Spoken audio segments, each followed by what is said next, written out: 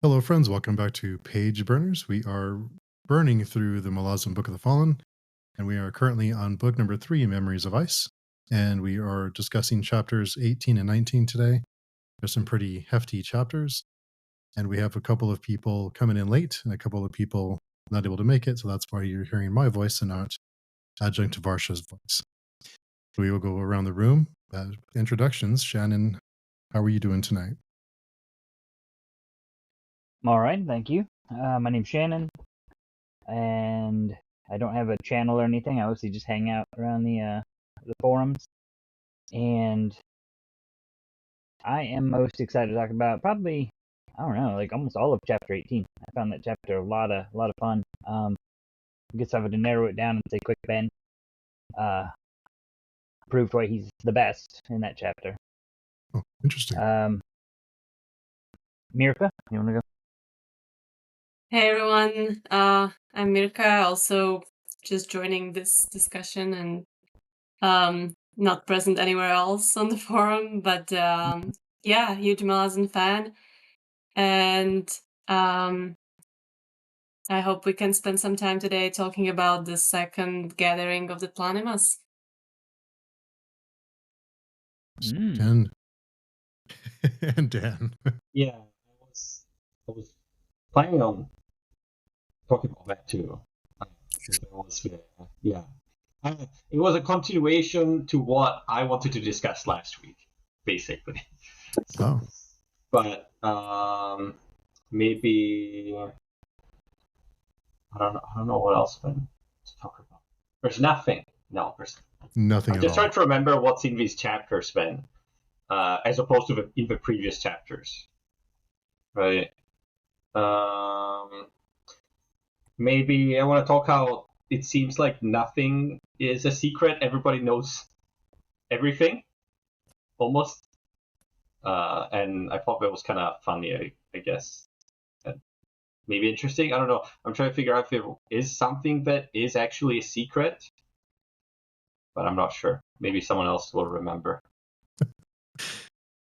Speaking of Quick Ben, I'm sure we'll get to the secrets too, but speaking of Quick Ben, I think listening to the audiobook has kind of warped my perception of him because he's kind of a dick, isn't he? Like he's kind of a jerk, right? I mean, or is it just the narrator's voice for that character? Because every time he's around, he just irritates me now.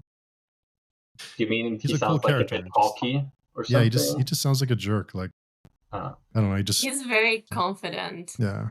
Maybe he has right to be. Yeah, I don't know.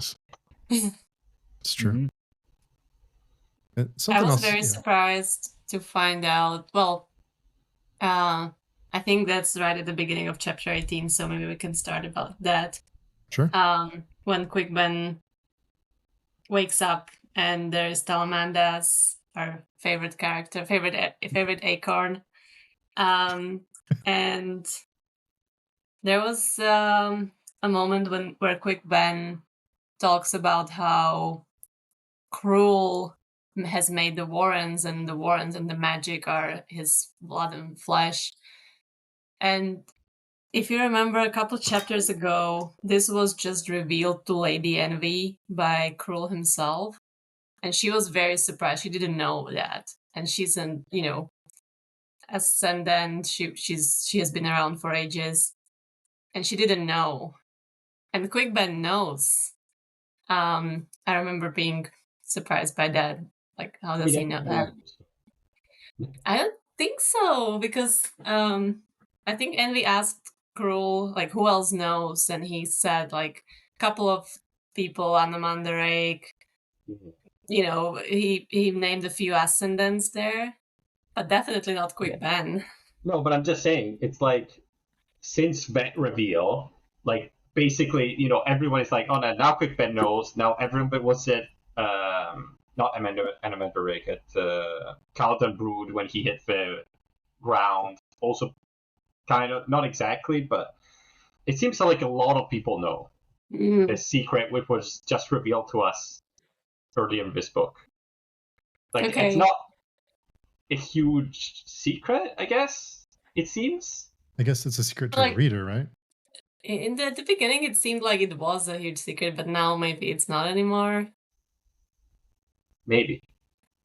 Yeah, I mean, it's just something that I didn't notice before, and I think I mentioned. It's just like, it's a bit annoying for the reader if every time this was revealed to someone, everyone was super shocked and asked a bunch of explanation, right? So I think he just makes it so it's not as huge the next times, right? Yeah, because otherwise it would be, because I think the other people that it gets revealed to after, they don't react as strongly as like the first time it gets revealed. Mhm. But I think that's just to make it easier for the reader. That's my opinion. But yeah, I don't know. Kind of like the same thing as Malazan not being actually outlawed, the one arms host and stuff like that. Like the first time that we hear about it, it's like, it's explained and it's like this, maybe, nobody's supposed to know. It's this whole thing, and now everybody's like, yeah, whatever. We already know. You know what I mean? Yeah, it was in these chapters too when they told them that they know, or like we kind of figured out that everybody knows, but I don't think it was really said like how did they find out, like the Anamander Rake and Cotton Brood, how did they come to knowing that Malazans are not really outlawed and that Blast Scene is still involved. Not sure if that was said at all. I think they just reasoned it out, I guess. We're like, it seems like based on the personalities and what we've been observing, right? I don't know. That's how I understood it. I don't know what you guys think. Go, Shannon. I don't think I had thoughts on Rule. But what about the fact that the Malazan are not actually outlawed? We're still working with Lacine, I guess. They're still under orders of Lacine. Yeah, there's something bigger going on here. Well, I thought it was very heavy-handed at the end of this chapter when they're talking about, we're still under orders from Lacine, and we got this threat right in the middle of us, and then the standard bearer walks in at that exact moment, and everybody looks at him all dramatic, like. I'm like, gee whiz, guys, I wonder who it is. Mm-hmm. Who's watching them for the scene and making them make sure they're still being good soldiers. Yeah. I thought it was interesting about the whole discussion, though. Right? Like you go ahead. Anamander Rake and Calton Brood discussion. Was it Anamander Rake and Calton Brood? It was, right?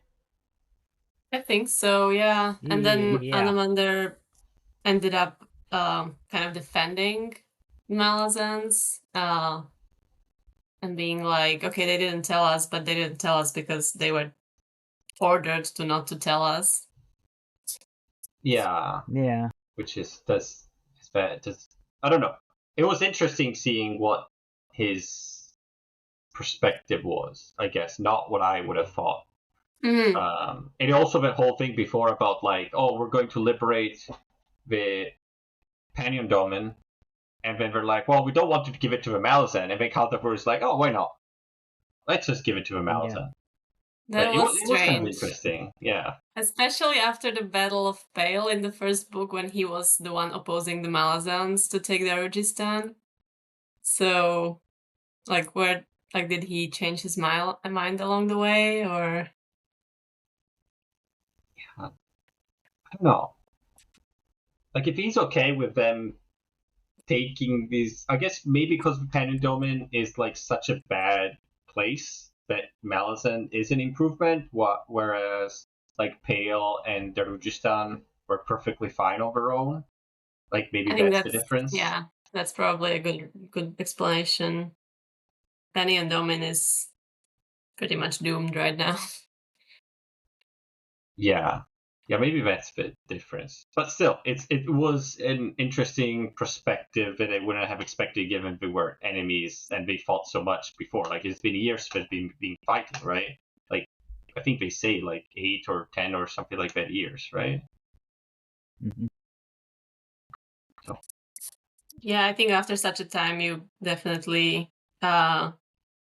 gain some sort of respect towards your enemy.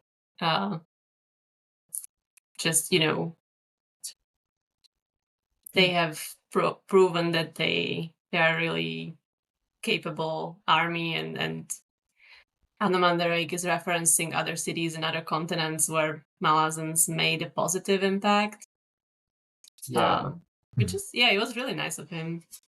But what was the crux of like Rake's argument? It was something like they were not fighting for like liberty or like any like they were not fighting for these cities because they want to keep them free, but they're kind of like fighting for themselves because they in a Malazan world where there's only one empire, there wouldn't be a place for like people like Calden Brood and Anamanda Rake, right? That was the argument basically, that if everything is under one empire, then basically you have to conform, right? Mm-hmm. Well, and not just that. I think what Callum Brood was getting there was that about like the Malazan Empire is about control. I mean, there's a certain amount of control that they're bringing in, and people like Animandarik and Callum Brood will not bend to that control. So yeah, there's no place for them there. They have to fight it, even if, like Animandarik points out, this empire is better than most and is more free than most. true. Yeah, that's why I guess that's why they didn't, obviously fight to the death to Pale and any of the other cities, because it doesn't really matter too much the individual cities. Yeah. But it was an interesting discussion. What else happens in this first chapter in turn two? It's the planet mass happened in the next chapter, right? Mm-hmm. Yeah. Yeah, so I think the chapter 18 is mostly about the army, and then the Quick Ben's adventures, say, in Kapustan. Yeah, this chapter, I think, it kind of like Quick Ben and Talamandus were kind of the through line through it, like having their own little adventure, while the rest of the book was basically about the Malazans and Brood people and everything just kind of finishing off the Panian army that was around Kapustan. Like, after all the build-up and everything, they come in and pretty much just wipe them out. I mean, all the soldiers are wiped out this chapter, and then next chapter is when the children of the women of the Dead Sea all get killed. Anastor gets captured, and the rest of the Temescowri are scattered, I guess. I don't know. I think it said they're heading back to Kapustan. But they're effectively no longer a fighting force. So yeah, but at the same time, we do know that the Panian seer is still out there, and he must obviously still have more fighters, more of an army, because this can't be, can't be the end of the book. We still got a quarter of the book to go. Yeah, I mean, it's mostly that he did send 3 or 4 armies to the south to fight. That's true. The other group coming from the south, so he probably has a couple of armies. We would assume from what we've heard. Still. Yeah, all we did was, I guess the Temescowri were wiped out. That was kind of probably the biggest thing, and that's the next chapter. But it's really, I don't know if I don't know. Well, yeah. Yeah, no, let's discuss it in the next chapter, I guess. Yeah, we'll get there when we get there. Should we talk about Quick Ben then? Because that's one of the first things that happens, I think. I don't know. It was. Well, really, so yeah. No, go ahead. I'll Shannon. take Quick Ben for a minute. Yeah, so he's been out of it for the last couple chapters in a fever and all the infection. Now he's finally woken up, and I mean, Quick Ben is really a badass. I mean, we see that here. It's funny. I think you were talking about the confidence he shows, and at first I was thinking, well, yeah, he's very confident, but he also puts that out. Like way back in book 1, I think when he faced off with Shadow Throne, like he kind of came off as confident too, but there I felt like he was bluffing, like he was, just trying to trick his way out of this because Shadow Throne pretty much had him. But in this chapter, we see that with his, particularly his fight with Bocklin and Corporal Broach, I mean, he really is a force to be reckoned with. I mean, we know these two necromancers are no pushovers. And he just, I don't know, it doesn't even feel like to me like he bats an eye, like taking out one then the other. I mean, he did say and even after the second time, however, he was spent. If he had to fight again, then he wouldn't have any more energy. Yeah, well, he took out, I think it was Corporal Broach, and then he was like, but you're a fool for revealing all your, using all your warrants, and he's like, oh well, if I only had 6, sure, but I've got 12, and then he takes them out. So yes, I guess he used up all his warrants at that point, and that was, I don't know, it was kind of one of those lines that was so cheesy, I kind of liked it. It's perfect. I love it. It's like the way that they talk to each other, with all the politeness and kind of like respecting each other, but at the same time, like hinting at, I might want to kill you at some point because you're a terrible person and then you are a threat to me.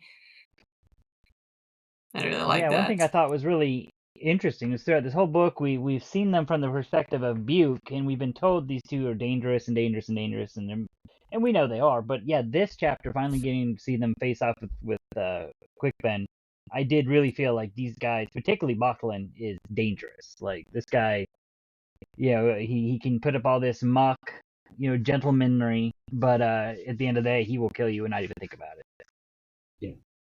Yeah, I did really like also the discussion. I thought it was very, very fun to read and very kind of tense. I don't know. I like those sort of it reminds me a lot of, I don't know, like Tarantino movies where they have like all these like long discussions, right? And they openly say like, oh, I might kill you tomorrow or something like that. Like there's that tension, right? But everyone is super polite until they're not. That's true. I would really like Tarantino to direct this scene specifically in a movie. Yeah. And Quickben does have a bit like you're saying, the way he speaks, and it's very like sort of action hero one-liner a bit in some of these parts, like that cockiness a bit.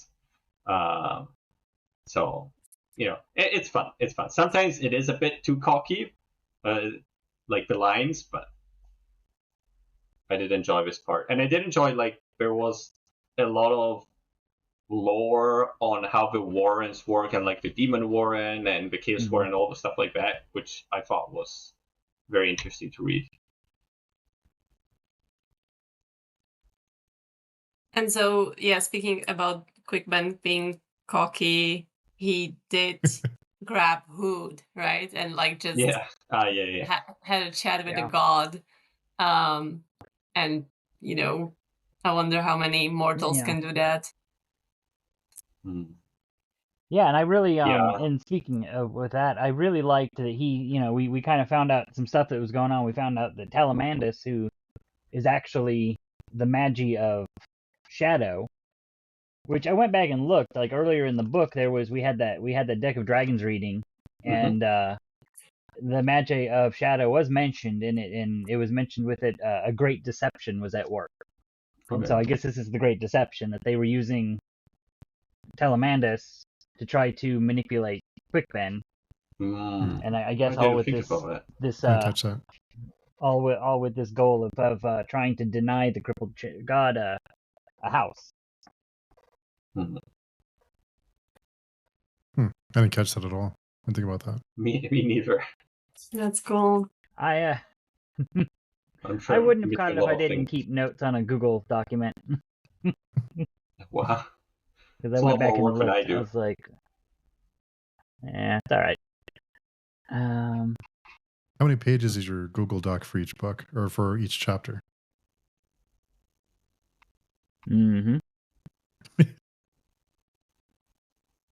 you keep just one document for the whole book, where you put your notes? Well, right now, it's just one for Memories of Ice, because I started it around chapter 3 of this book. Oh, that's cool. It would be nice to have something like, I don't know, like on my Kindle, you have like community notes where I can just like, oh, there's something interesting here, and I click on it, and it goes to like some link. Oh, this is mentioned here and here. Mhm. It would be kind of fun on a reread, not on the first read, but on a reread. Maybe something like that. Yeah. Yeah. But yeah, I usually will read the chapters this week for next week's discussion, so I figured I needed some kind of document to help me remember everything after not reading it for like 3 days. This is a Is lot. it just me, or 3 days does is a Hood long time does? for this. Oh, sorry, Shannon. No, go ahead, Steve. No, is it No, just me, or does Hood seem less formidable now that Quickpen is able to do that? Doesn't Right. he seem? He seems kind of like he's not as scary anymore. Yeah, I kind of wanted the God of Death to be more cool and more like aloof, like he doesn't care at all, because it's like everybody's gonna die at some point. You know, that's the image in Yeah. my mind Yeah. of what the God of Death should be like. Here, he's more like a normal person, I guess. A bit, you know what I Yeah. mean? Yeah, I think it's well, and I think Steve probably did this on purpose because back in Gardens of the Moon, we thought we met Hood for a minute, but it was actually just his guardian or gatekeeper or whatever, mouthpiece, something. Emissary. And he did seem like what you would expect, like the God of Death to be all skeletal and you know, I am death type stuff. And yeah, and Steve, like one thing he loves doing is subverting tropes. So now we meet the God of Death, and he's a lot more normal than you would expect. I mean, I guess all these gods were people at some point, right? Before they ascended. So, Yeah, that's true. but it I'm does not- make sense. Are they? Because there's elder gods and younger gods, and I mean, are the elder gods all ascendants? Do we know that? Well, I Like, don't know. assume that gods were, because we've seen like Treach and we've seen like Shadowthrone, we've seen a bunch of other, Mhm. gods, which basically all ascended. Like they're not born from other gods, Okay. right?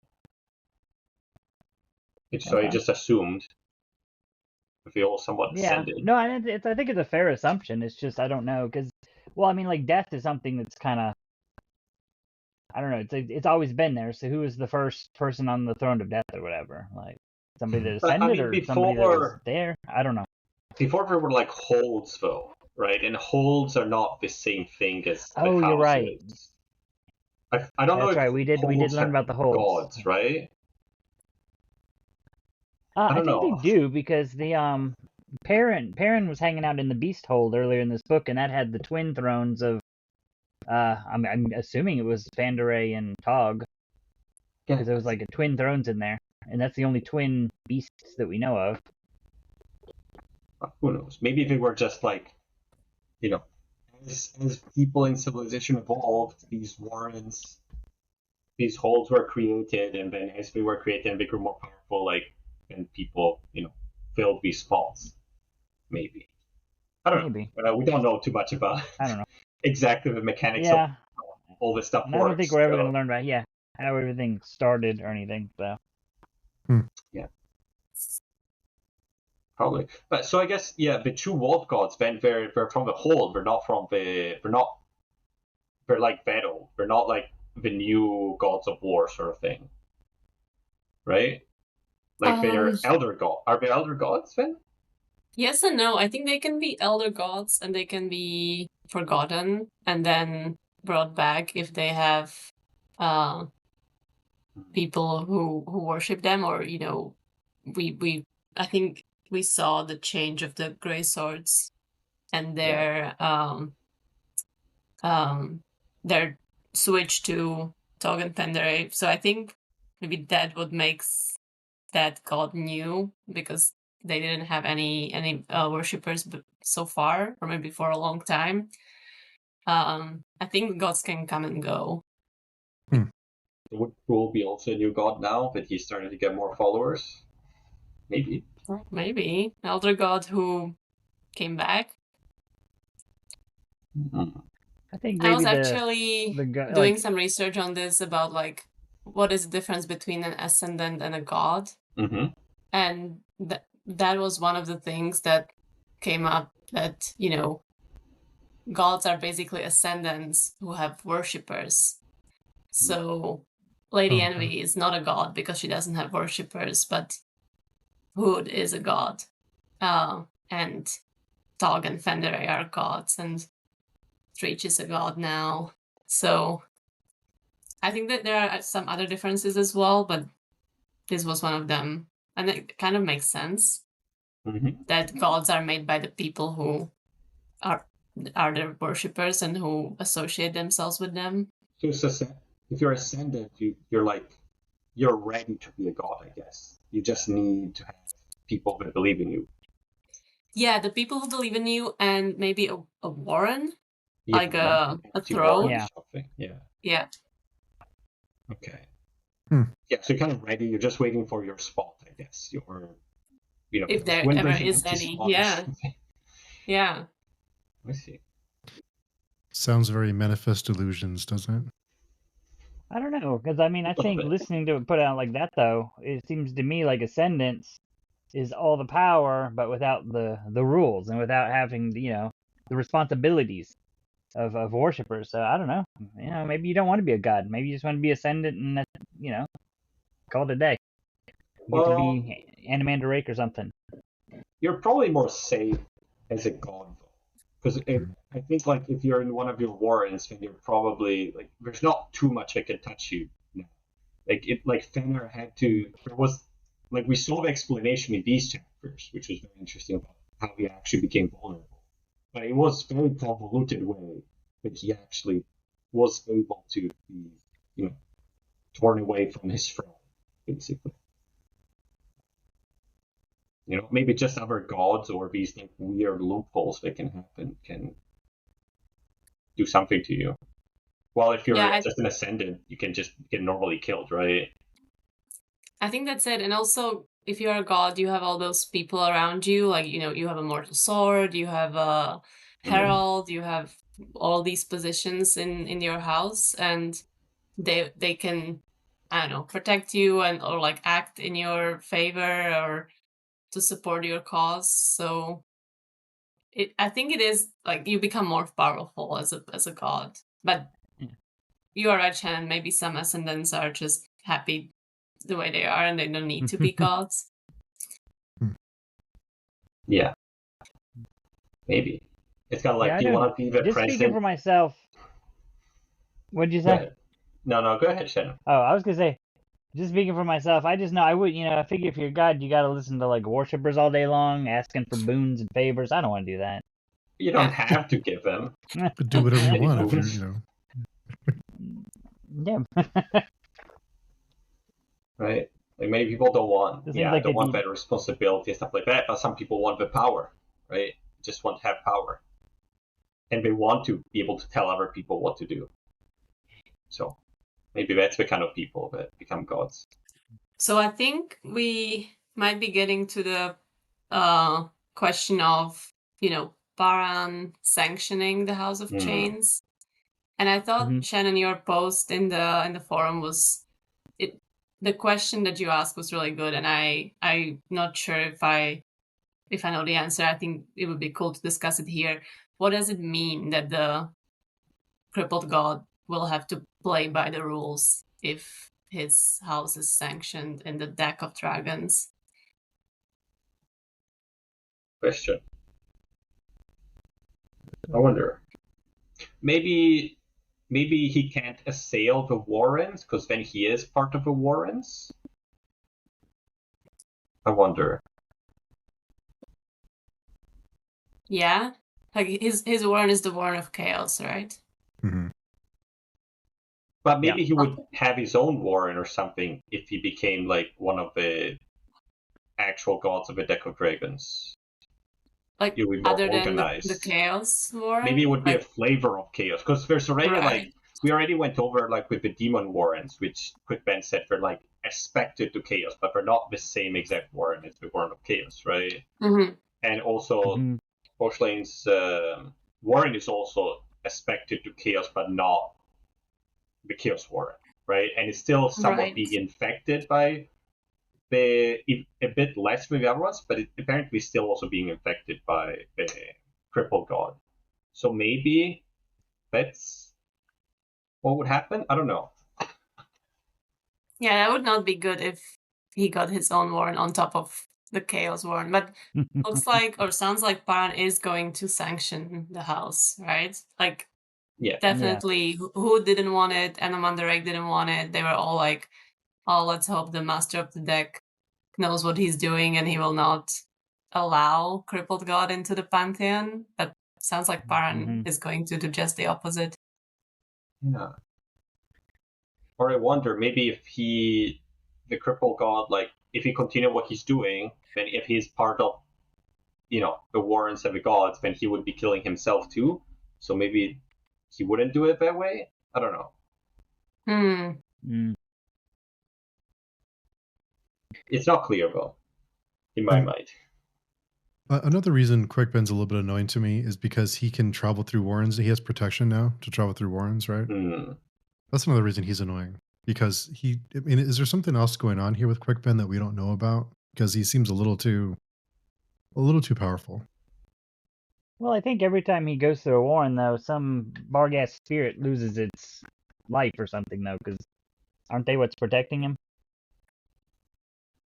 I don't think they lose their life, but... In some way, Quickben got lucky to have found Salamandas and be offered help of the Barghast gods.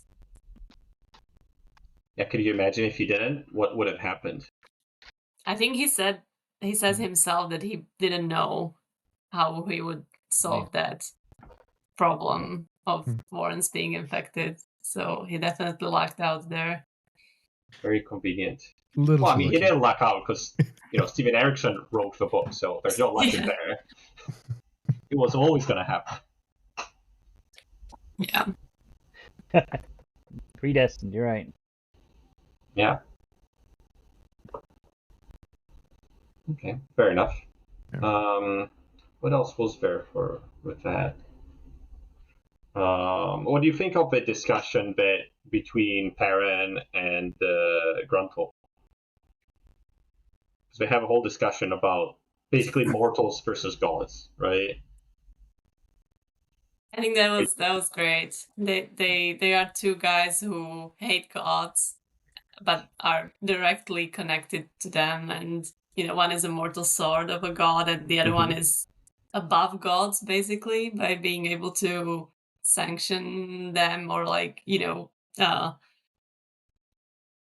know, like what actually he can do as a master of the deck besides sanctioning new houses. I guess he can kick out a house out of the deck of dragons if he wanted to. I don't know. Less things, right? But with the discussion with what's her name, Hetan, right? There was a whole thing of like, how can I do this? How do I do this, right? So that's looking at like he has other powers, right? This is definitely a Tarantino directed chapter. Now that we're going through all the different conversations. Yeah, I would. I would love to see that on an actual movie. I mean, it's never going to happen, but maybe in like 50 years or something. Who knows? Erikson's kind of hinted at that there's something in the works, but those things take time, so you never know. Yeah, I don't know. It would have to be like, I don't know. It would have to be very expensive and done very well, I think. Because I can imagine it being as like a, if you don't have enough money and you do something like a TV series and it doesn't look the scale that it's supposed to look. You know what I mean? Like this is very grand and very epic. Yeah, Wheel of Time, I'm sure that didn't do projects like that any favors with it failing the way it did. It was terrible. So I'm sure a lot of other projects were shelved because of that, which is a bummer. But maybe some of his other, like, aren't they, like the side books, some of them are less epic and more... I actually haven't read them. We'll find out. Okay. Fair enough. Yeah, I'm not sure. I did have a question about Whiskey Jack. If we're done with that other subject, but topic, but why doesn't he want to kill the Tenniscari? I missed his reasoning there. Good question. I don't know. I was also thinking this, like, he might be too good for his own good. Like, he often has these like honorable opinions. And I think this is definitely one of them. Was it book Yeah, I one that think- he he's prepared to blow up a city block full of his innocent people, and now he and doesn't he's want to okay kill with that. cannibals? Like, Yeah. okay. Well, but those cannibals weren't used by their people. I think, yeah, I don't. Maybe Quickben's not the best character to use this for, but I think we definitely what Steve is trying to do here, what we're invited to do, is have empathy for the Tenascowry. You know, Mhm. they were forced into this. They were starved, and this is where they ended up. And so I think that's why he doesn't want to kill them, is because they didn't choose this. They're not, unlike the soldiers who signed up with the army. These guys are just peasants that are being forced into it. But like you pointed out, maybe Quickben or maybe Whiskey Jack isn't the best character to put that for. But at the same time, we haven't been in Whiskey Jack's head a whole awful lot. Mhm. I mean, I think this book we've been really in his head a lot more than book one. But aren't some soldiers forced into battle? I mean, were they all volunteers? That just seems kind of strange to want to have compassion for cannibals and not other people. It's little. So I thought maybe I missed something. Look, agree with that, Steve Steve. wants you to have compassion for everybody, Even cannibals. Fellison. I don't like Fellison, but I'm supposed to have compassion for Fellison. Leave Fellison alone. But also, like, they're not a threat anymore. They're like, how do I say? It would be basically like slaughtering them, because they wouldn't be able to fight. Really, we've seen what Anomander Ray and the other people in the army can do, right? Yeah. So it's a bit and different. then Whiskey Jack proceeds and like kills the women because he doesn't want them to end up in Dragnipur, which is another act of compassion, although I'm not sure how he knows what the Dragnipur is about. Another situation where everyone knows everything, it seems. When they're in their after Nookie cuddling, Corlett told them all about Dragnipur. I thought Dragonfort was more well known as like a sort of legend.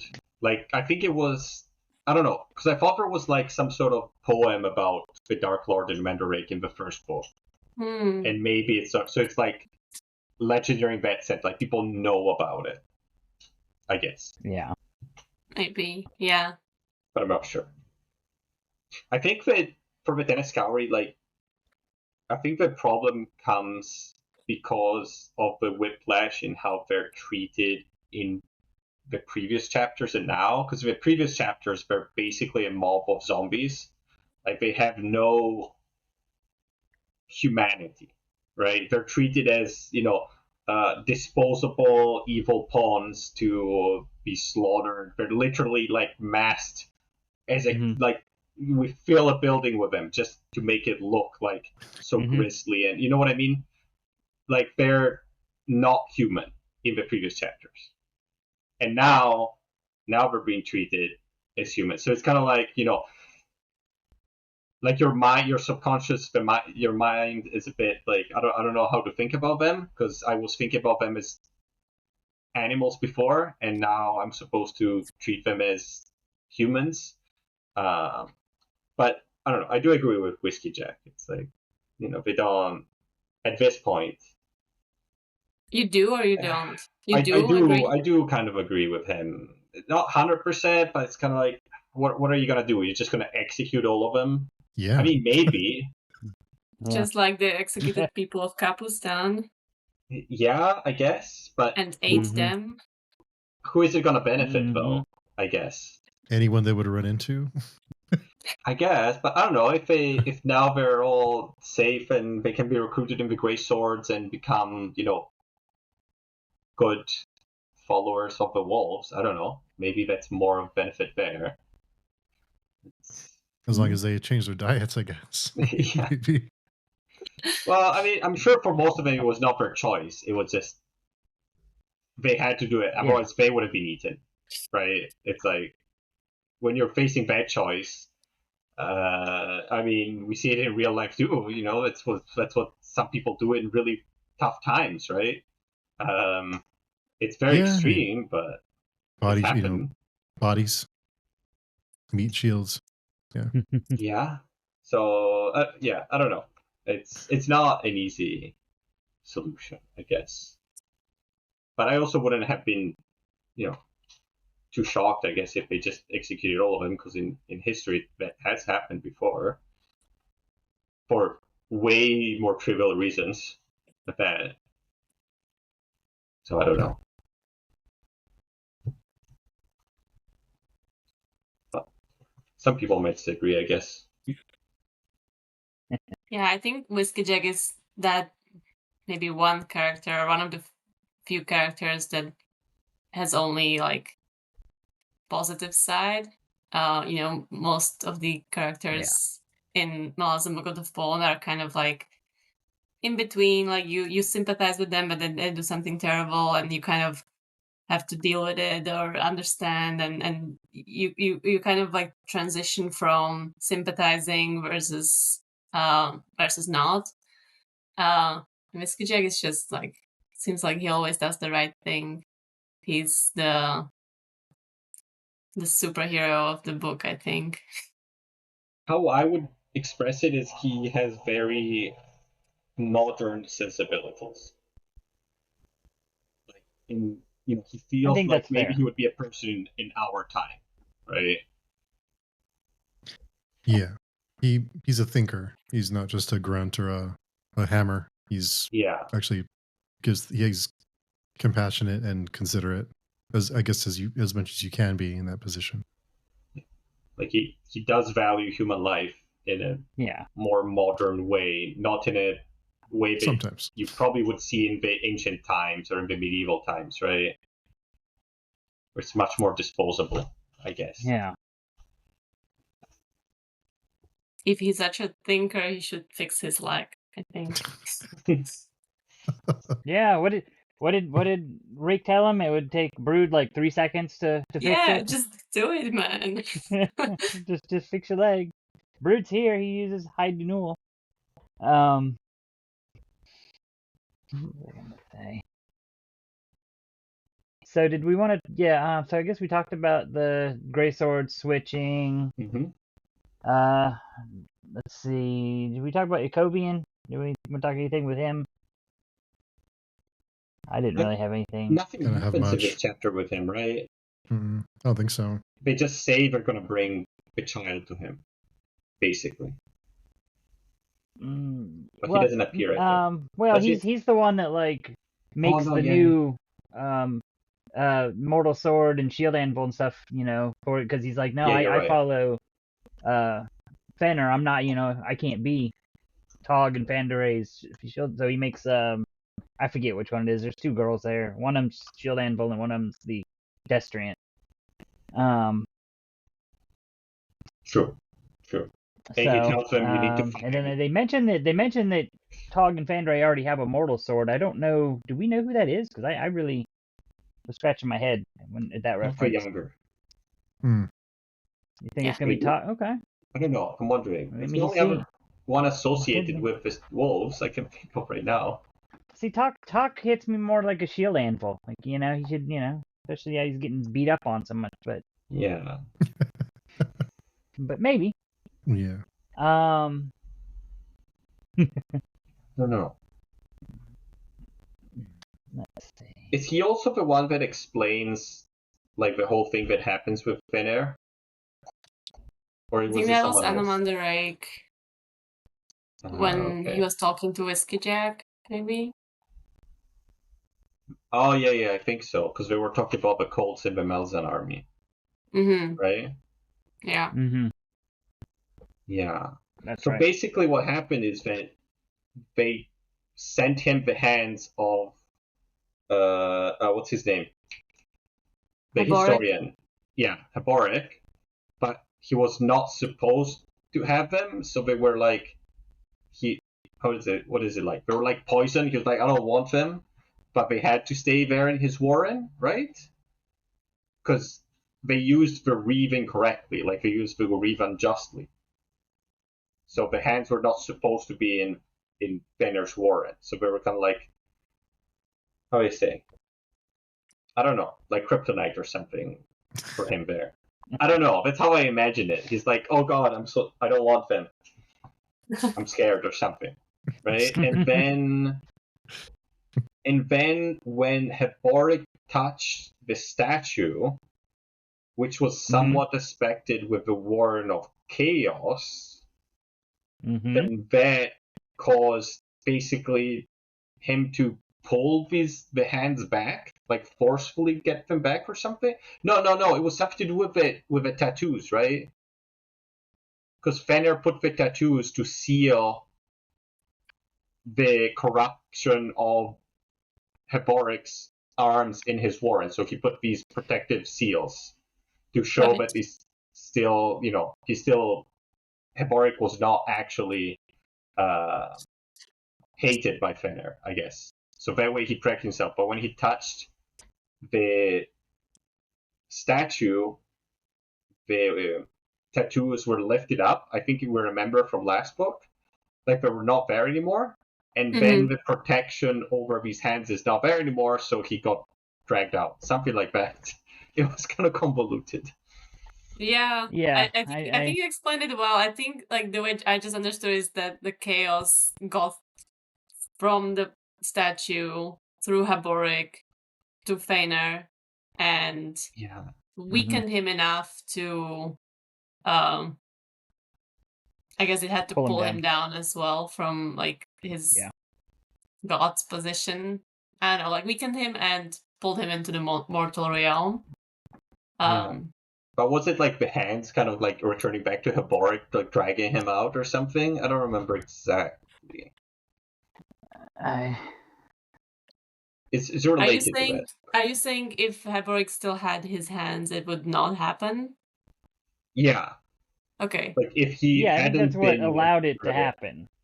Yeah. Yeah, the fact that his hands were cut off and sent to Fenner. I think that's what allowed that weakness for it created a all of that to conduit happen between Heboric and a direct conduit between Heboric and Fenner.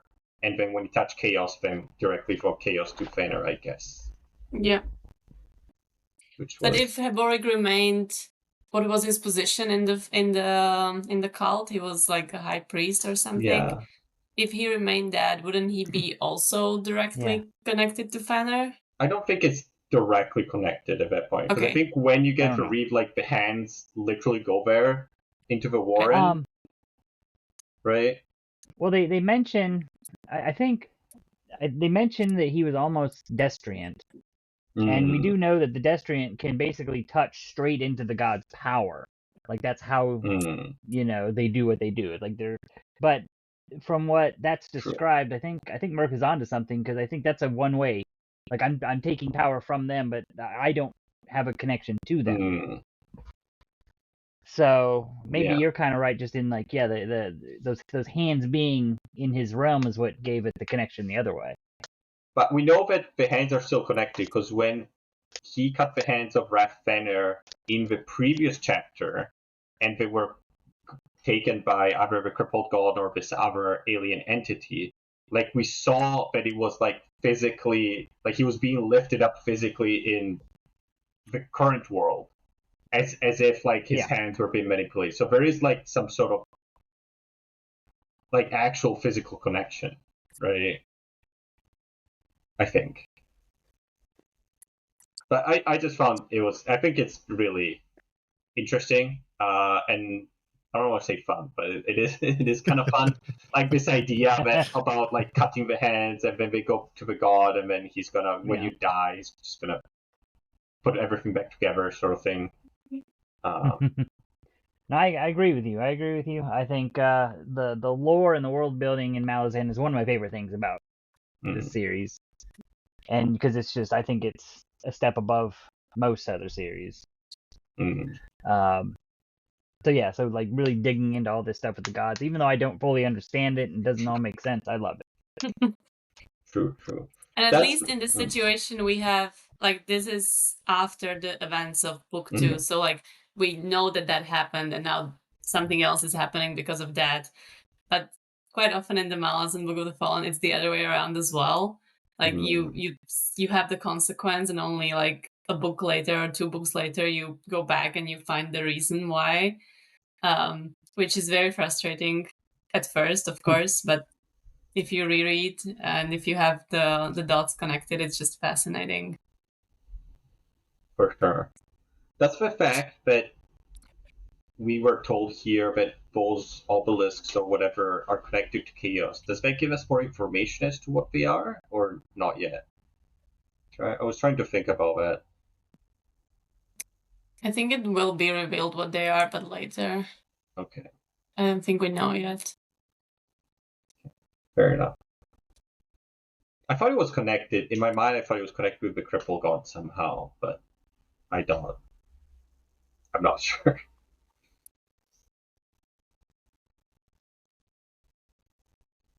So, also what I wanted to say about the new cult of Tog and Fendere is that they said they would recruit Dennis Cowrie, right?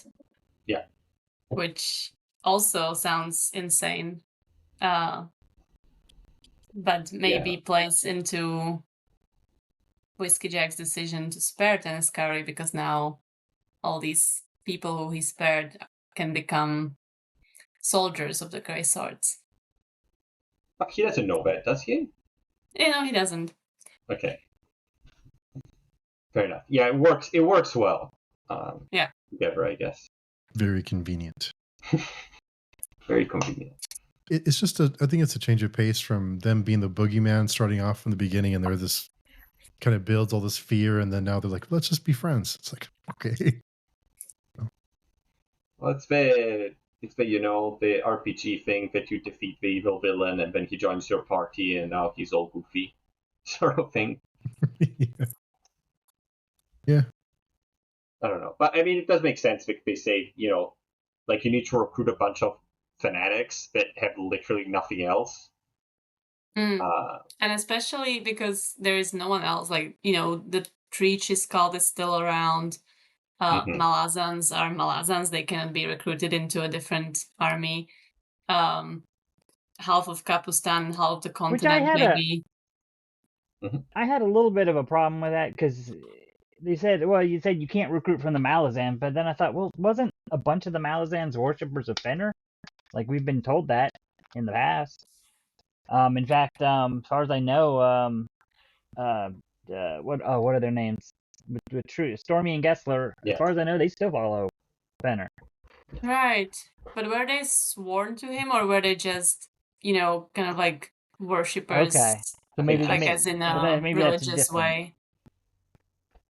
Plus, I think the Malazan army doesn't like Grey Swords would be like a religious in another step, because you're actually joining. I guess I'm just gonna. You're joining a cult. And taking orders, and you're part of it physically, not just spiritually, like as if, I worship Fenner. Okay, when you put it like that, that makes sense. Yeah, it's like it's their first loyalty to their commander or to the, Deathstrain or Shield Anvil or something like that, right? Yep.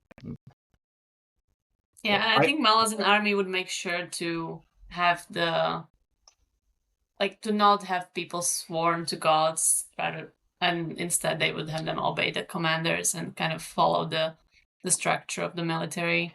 I think they talked about that in one of the other books, but I don't remember if that was always the way they did it, or that was what Lysine brought in when she became Empress. Can't remember. But it might have been something Kellenbed did too. Maybe. So are we ready to talk about the second gathering of the Talana Mass? Just be careful what bottle you pick up and drink from, right? Why? Wait, what happened? Wasn't it the end of chapter 18 that they pick up the wrong bottle? Yeah, the virgin blood. Yeah. Yeah. Oh, yeah. Smells woody. I don't know if there was a joke there or something, or just because he knows the flavor of all the different bloods. Maybe that's the joke, right? Yeah, I thought it was a joke, but... Yeah. Yeah, I think it was supposed to be a joke, too.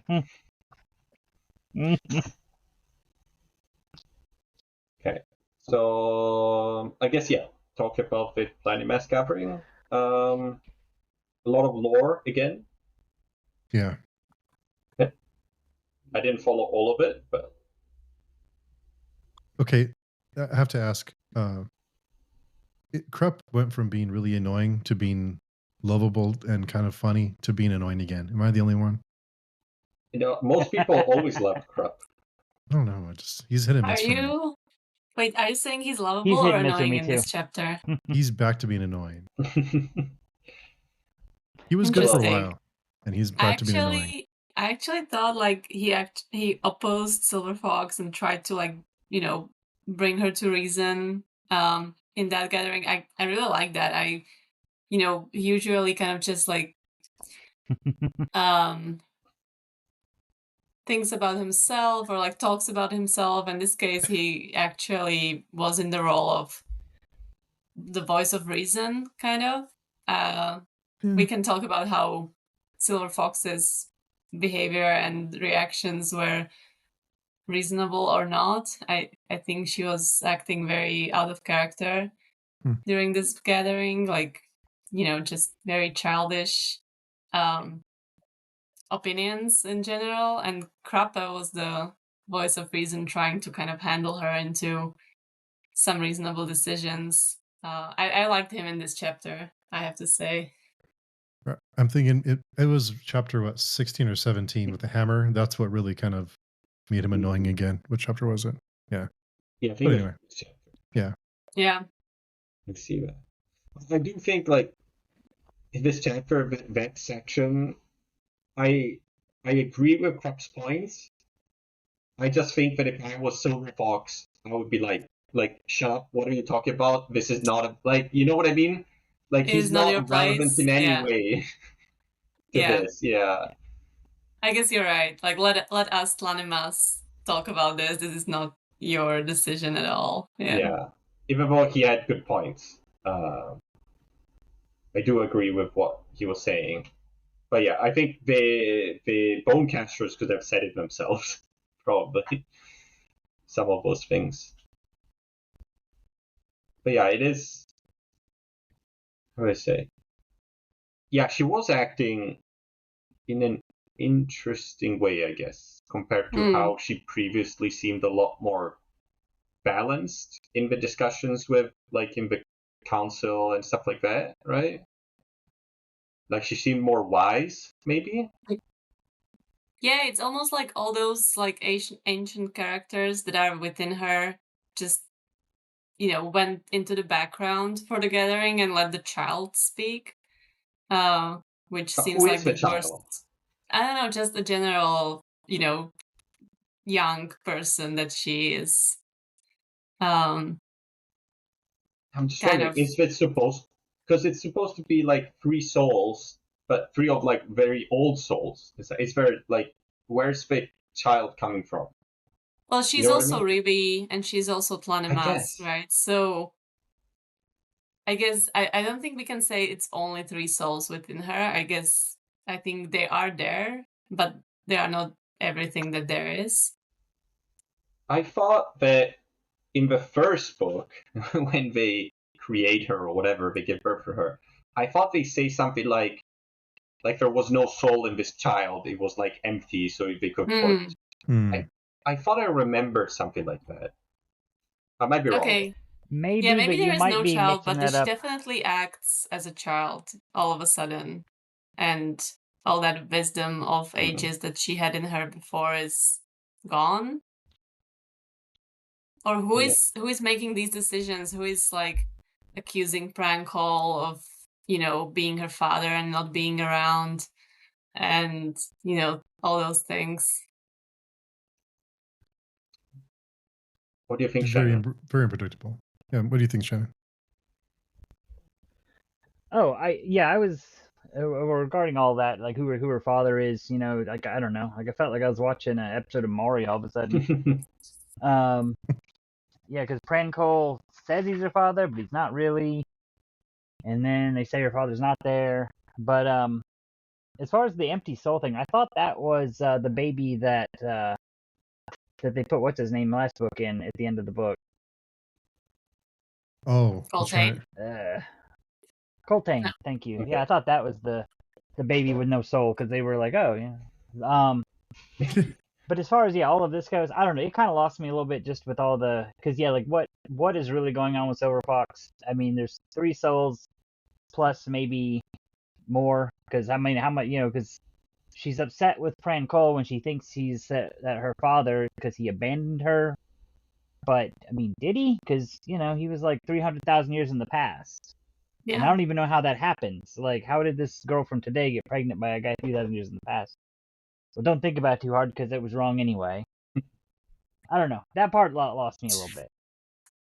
Plus, it's only been like a year, right? Or has it? Has it? It's only been a year since the first book, right? Has been very A year or long. less, actually. Yeah. But Yeah, it's not been very been long. like a lifetime. It's only been a short time because she's accelerated, like her growth is accelerated. But I guess no, she wasn't born in the last book. Was she born? That part I'm not sure because they were in a different Continent. Or I don't know. I mean, she was. well, wasn't she born in the? I think okay. Well, the past, right? Krupp Yeah. went to her birth, so I Yeah. think she was born last book. Was she? But I thought there was some temporal shenanigans going on. Like Steve Yeah, was there saying. was some kind of Well, time there was travel. because Pran Cole was there. So Well, when was she actually born? The child Silver Fox already met Paran at the end of book 1. So she was born Okay. at the end of book 1, right? She was born in 1163 of Burns Sleep. What's the current year? Oh, Jeez. Oh, hold Let on. me look at the Doesn't say. calendar. There's a map at the beginning of the book that tells you the year, I think. Siege of Capristan, when was that? Tell me the year, please. Trying to figure it He's out. getting brave searching for all this stuff. I know, be careful. I can't understand, anyways. Okay. 1164, year of Burns Sleep. So yeah, it's been only a year. Okay. She's Hmm. yeah, because they were rebuilding that bridge, or the bridge was still broken at the beginning from the end of last book. That's what made me feel like it wasn't much time at all.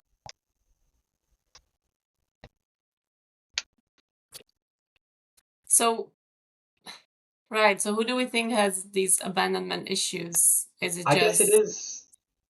Oh, sorry, it says here there's the soul of Tetrasil, Nightshade, Bellerden, and also the soul of Silver Fox herself, which is the child of Boncaster Pranchel. So that's actually who is talking. Like they see the child. Yeah. They got. So Yeah. they let Okay. the child lead the second gathering. I guess it makes sense because like that's the part that is the most Tlanimas. Yeah. But also, yeah. I don't know if the other parts wouldn't have any say in it, would they? Because we are not Tlanimas, right? Like they need a Tlanimas flesh and blood. That's why they need her for the ritual. So maybe they need that part to give the blessing.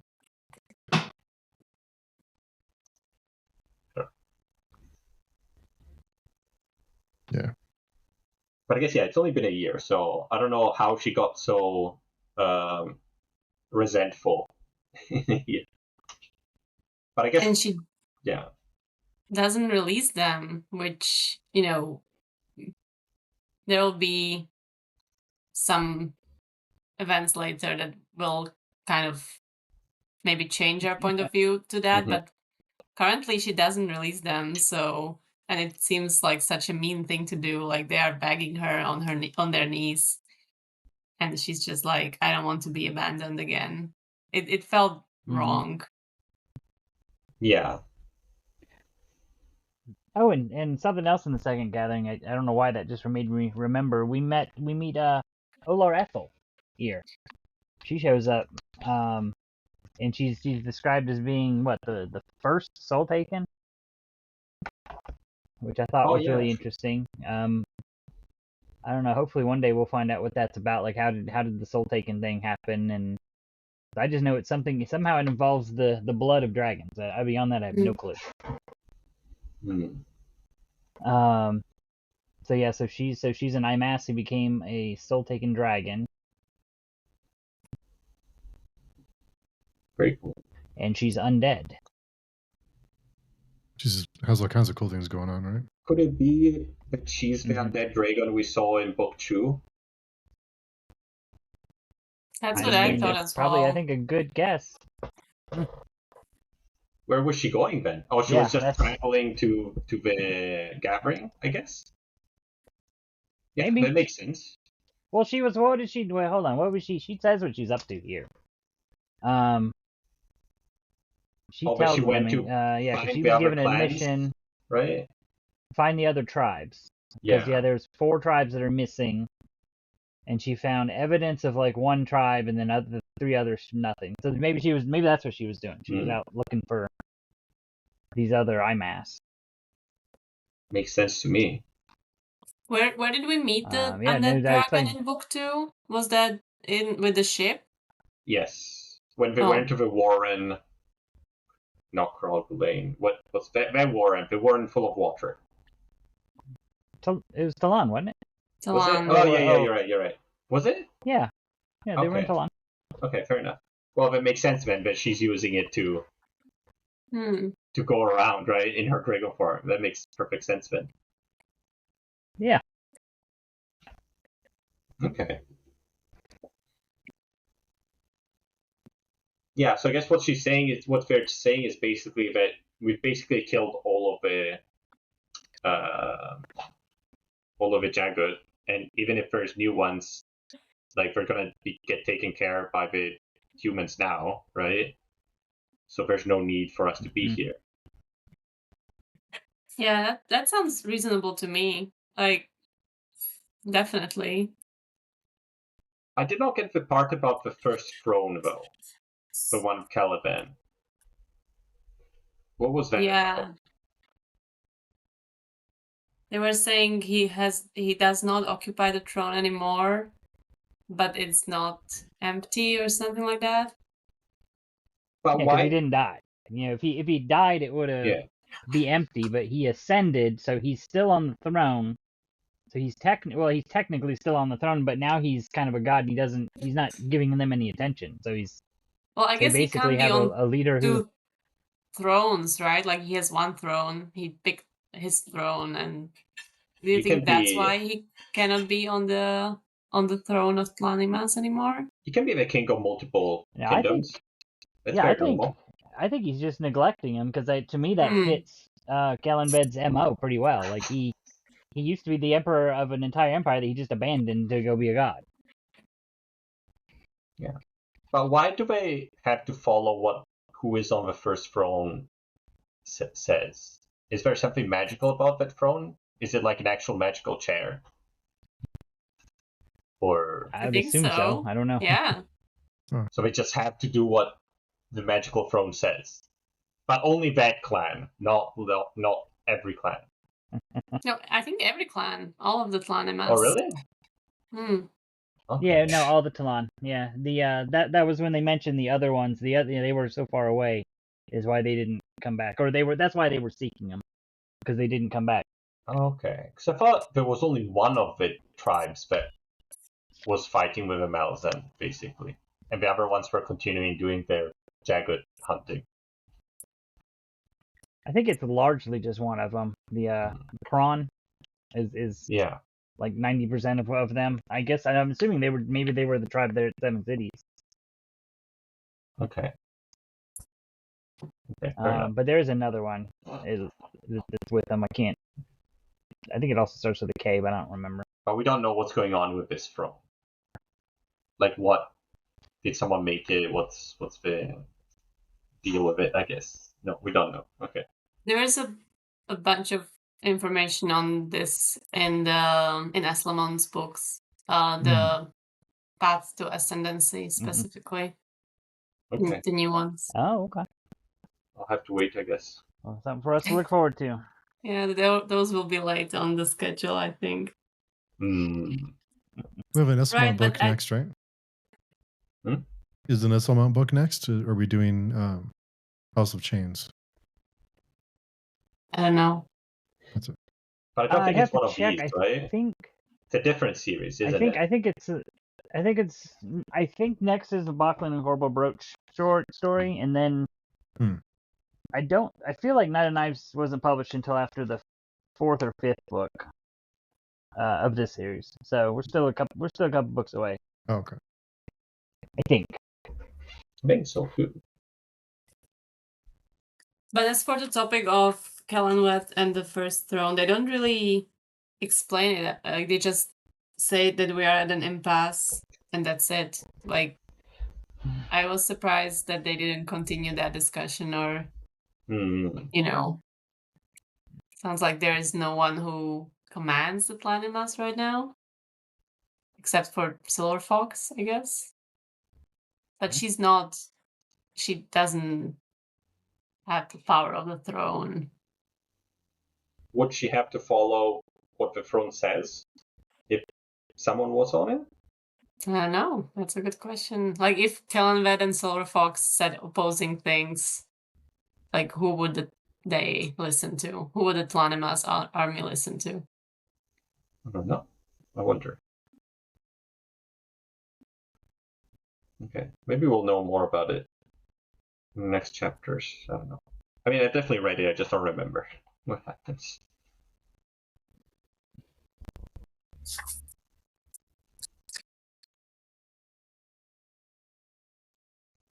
But yeah, but even like Silver Fox, in any case, even if the Planimas stayed with her, like they're all really dead. They're not. They're not gonna be a family, as in, you know what I mean?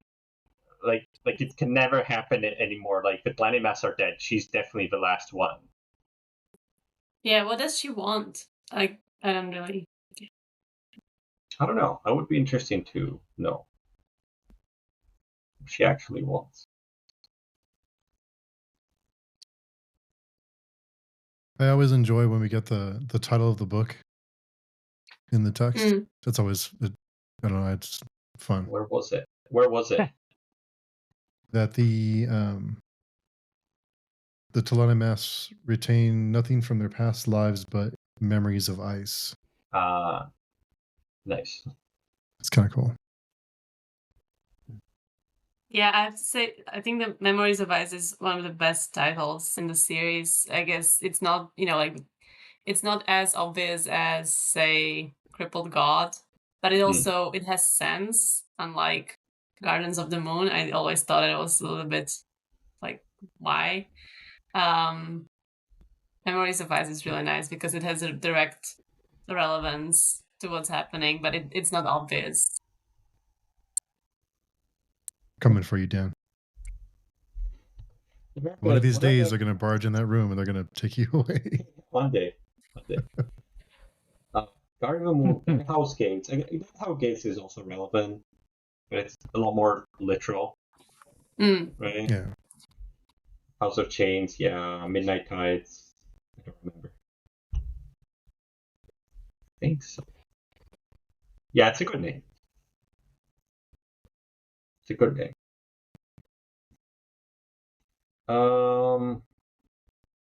What else is there? The Planimas side. Not too. I think that's about it. Yeah, not a whole lot. But they want to die?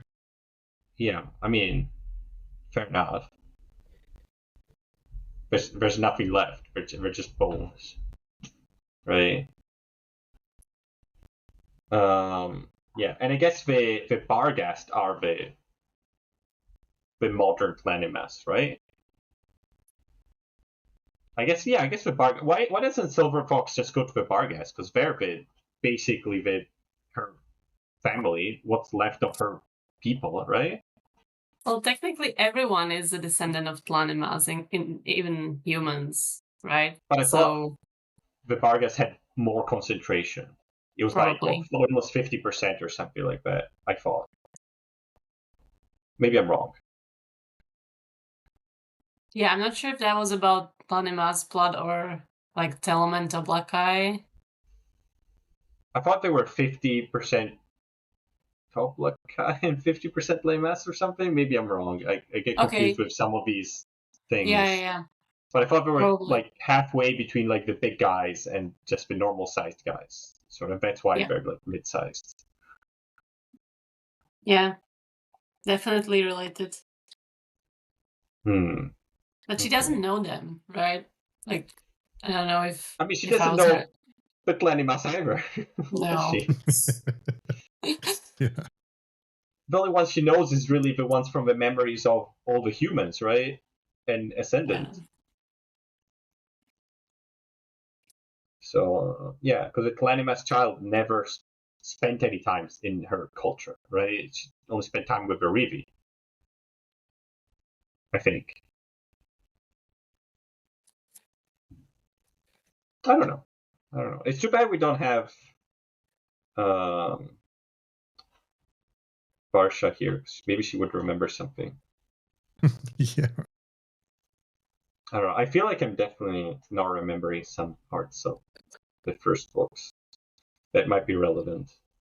Some details, right? Or It's a Carl lot. would probably remember some.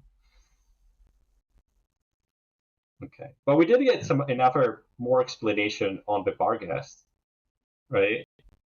Well, about how do I say? Like that they used to be more way better technology, Hmm. and they made super weapons that couldn't be, super light.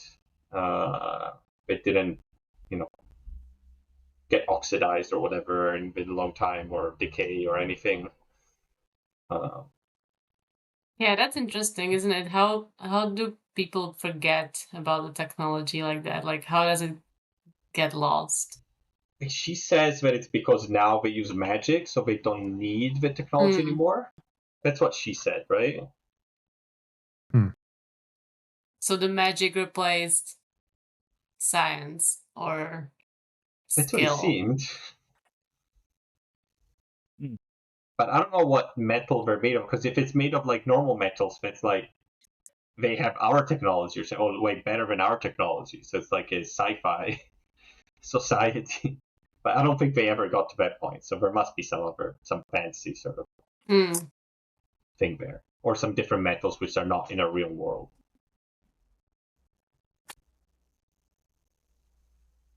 But yeah, but I wonder if there's more of this ancient Barghest technology that we don't know yet about. Because these are just weapons. I wonder if there's something else.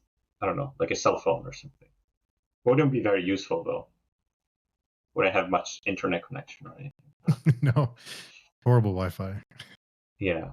But I guess it would make sense in the sense that, like, it seems like there was higher technology in the past compared to now. Like, we've seen it mentioned a couple of times with the Change and also Keller, I think, says that. And now with Barghast. So it does seem like they were more technologically advanced at some point in the past. And now they're at some point, I don't know when the descent happened, but that's what it seems. Could it have been after Kalor nuked his continent that everything was lost? Well, but even Keller said that, previous ones had more technology than the humans had at the time, right? Of his time? Okay. Yeah. Didn't you say that when they were excavating the Chinchamale stuff? So I don't know. But it is interesting, this idea, I think, for fancy books, which is not very common. Like in like normal history, it doesn't happen that way usually. That you have a level of super high technology and then it's just going down. Usually it's like there are some slight oscillations, but on average it's like technology level is always going up. Even when you think of Roman Empire to medieval times, like in the Renaissance they said it's going down, but not really. It's just their own biased interpretation. But technology was still being improved even in medieval times. But it's kind of weird that a lot of fantasy books, you have this ancient glory days, and Mm-hmm. now the technology is much lower, right? It's a very Mhm. I don't know what someone in the Renaissance would have said, or in the medieval times would have said, thinking about the Roman Empire, even though they probably were wrong. But that's the sort of point of view. But it does happen a lot in fantasy books. Yeah. I find it interesting because it doesn't happen in real life. So I wonder why it's such a interesting setting or flavor to give to your world. It's very illogical, right? Because even if you annihilate a group of people or entire race, you don't just disregard everything that they built or the weapons they used. You kind of, take the best of it and use it as your own. I guess that's how the societies have evolved. Yeah, it's hard to imagine how those advanced technologies would just be lost completely. I think if it's a culture or people that you didn't want to be remembered, you would take what they had and kind of reimagine it and not give them any credit to just like completely wipe them off of any history to kind of make them forgotten. So I wonder how many times that's happened too through history. Kill them all off and any memories of them or anything they've done, just kind of reimagine it that you did it and they had no hand in it. So. Yeah, maybe. I wonder. And now that I It think would be of it, interesting to ask Stephen Erikson. He's an anthropologist after all. yeah, true.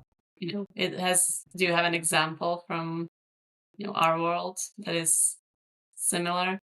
That's a great question. We need to have a thread on the forum with questions. Write that one down so we can start a new thread. Because we'll Right. forget. I wonder if maybe in ancient times that's more of a thing. Like if you think about, I don't know, maybe some periods of ancient Egypt were more technological than some of the later periods. Or maybe like you think of like the sea people, right, and the civilizations before, like in Greece and stuff like that, and then there's this long period of no records, which suggests maybe that the technological levels went down and poverty went up and people didn't know how to do a lot of things, maybe. So maybe that was more of a thing at those times when the technological increase was very slow, right? And not in the recent times, maybe. Yeah, I would be interested in asking him because he's more of a historian of those more ancient periods, right? Like that's more his area, right? Not like the modern. I think we probably think of advancement like that differently because of the time we live in. I think it's because our lifetimes we've had a lot of advancement, and I think it'd be strange to live in a time period where there wasn't a whole lot of advancement. Yeah. But once AI takes over, it won't matter anyway, so it's fine. But even in sci-fi books, there's very often this idea of like, oh, we used to have all this technology, but now we don't have it anymore. There was some sort of downfall at some point. It's interesting that people like this idea, like they gravitate towards it. Like a lot of conspiracy theories are like, oh, ancient aliens or Atlantis or, these super technological ancient things which are being kept secret. I think it just spikes the curiosity, and that's why people like it. Like, just like, what if? Something interesting to think about. Maybe people don't want to think that we're the pinnacle of human achievement. They want to think that there's always more, or there was always more. Yeah. Okay. Yeah, that's a good take. This can't be the best there is or there was, right? Maybe there is. Maybe it is. I mean, I wouldn't want to live in any other time, personally. If I have to think about it. A world without penicillin. Yeah. I mean, even that, just... Yeah, the diseases. Yeah. Almost anything is like, I would rather live in our time. Right? Even if it's bad, it's still... I like taking baths frequently. Yeah. Yeah. Okay. Yeah. So there was something with Whiskey Jack at the end that I didn't quite grasp about the bridge burners, what happened in the first book? Or what happened previously with them trying to destroy the bridge burners. They were trying to they were trying to hurt Whiskey Jack? Right. Yeah, I think he talks about like how they were sent to the tunnels, and it maybe was not an entirely tactical decision, and rather it was a decision to get rid of them. But yeah, he says something like maybe it was to get rid of myself rather than bridge burners. Maybe. And speaking of maybe, it went pretty heavy with the bond between the mother and child is like a curse.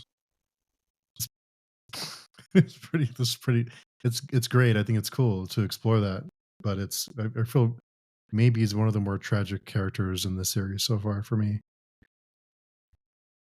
Yeah, so do we know what's actually happening with the Maeve? No, but the suffering she's going through. Yeah. You know, it sucks to be her, does.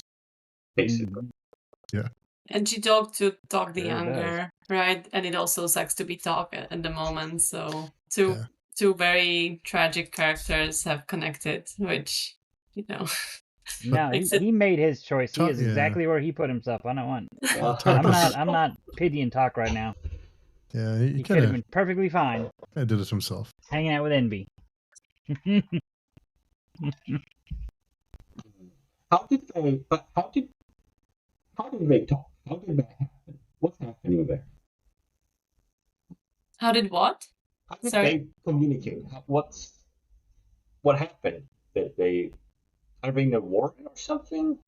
I thought it was in her dream. I Yeah, but think how does that Steve work? wanted them to talk, so they did. Okay. Well, we've seen how her dreams kind of intersect with like Warren's and stuff before. But why? So We don't know. I don't. Maybe it's why she was chosen to be the Mabe. Maybe. The Mabe. Maybe. But yeah, her dreams definitely are more than dreams, because in this chapter she was talking with Tog for a little while. Yeah. I'm just wondering what's going on. Like, we don't know, right? We haven't been given any clues as to what's going on with her. Because before, like, in the beginning, it seemed to me it was just like, oh, she's getting old very quickly, and with all the psychological issues that will bring you, and the depression and stuff like that. So I can understand that. And at some point, it went from that to like, there's some magical stuff going on more than the aging prematurely, Well, right? was it Pran Cole who did that original magic to make everything happen in around Silver Fox's birth? Well, it was a mix of him and Cruel, right? Because that was,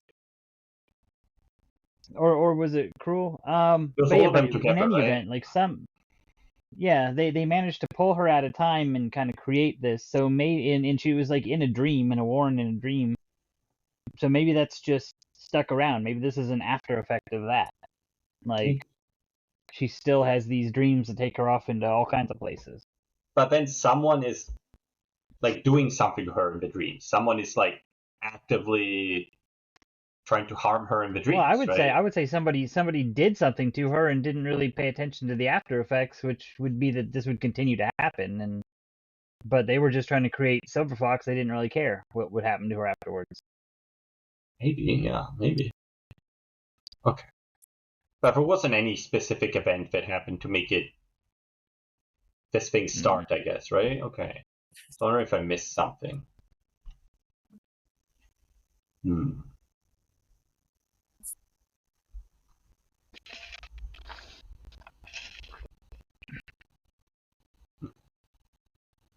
Yeah. Well, I'm kind of curious about that, because I don't remember at all what happens to her in this book.